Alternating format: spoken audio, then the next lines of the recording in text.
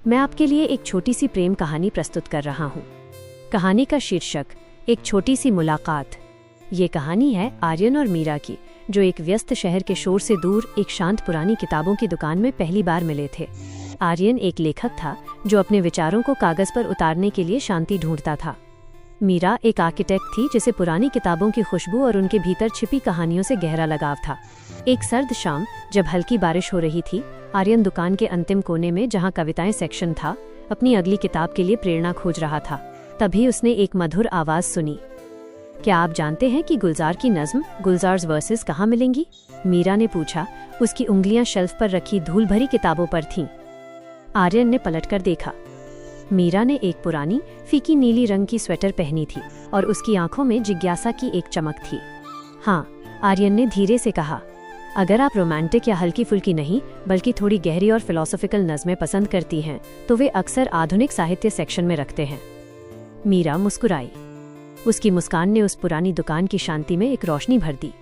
मैं वही हूँ जो हर तरह की भावनाओं को गले लगाती है, उसने मजाक में कहा। नाम? मीरा। आर्यन, उसने जवाब दिया। उस शाम उनकी मुलाकात केवल एक किताब की खोज तक सीमित नहीं रही। किताबों के बीच, कॉफी की चुस्कियों और बारिश की धीमी आवाज के बीच उन्होंने घंटों बातें की। उन्हें लगा जैसे वे एक दूसरे को सालों से जानते हैं। मीरा ने बताया कि कैसे वो अपनी इमारतों को भी एक कहानी की तरह देखती है, और आर्यन ने अपनी कहानियों के किरदारों में उसकी बातें बुनने का वादा किया। अगले कुछ हफ्तों तक वे रोज उसी दुकान पर मिलते रहे। उनके बीच का प्रेम किसी जोरदार उपन्यास की तरह नहीं, बल्कि एक प्यारी सी कविता की तरह पनपा, शांत, गहरा और हर शब्द में अर्थ छिपाए हुए। एक दिन जब मीरा को अपने काम के लिए दूसरे शहर जाना पड़ा तो विदाई का पल आया। तुम जा रही हो? आर्यन ने उदास होकर कहा। मीरा ने उसकी हथेली पर अपनी हथेली रखी और एक छोटी पुरानी नोटबुक दी। ये मेरी पसंदीदा कविता की किताब है, उसने कहा। इसके हर खाली पन्ने पर अपनी नई कहानी लिखना और मुझे हर हफ्ते पोस्ट कार्ड भेजना। आर्यन ने मुस्कुराते हुए कहा, लेकिन मुझे तुम्हें अपनी कहानियां सुनानी हैं।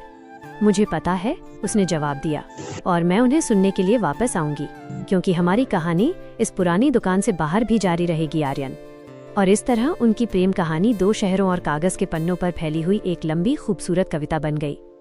हर पोस्टकार्ड एक नया अध्याय था और हर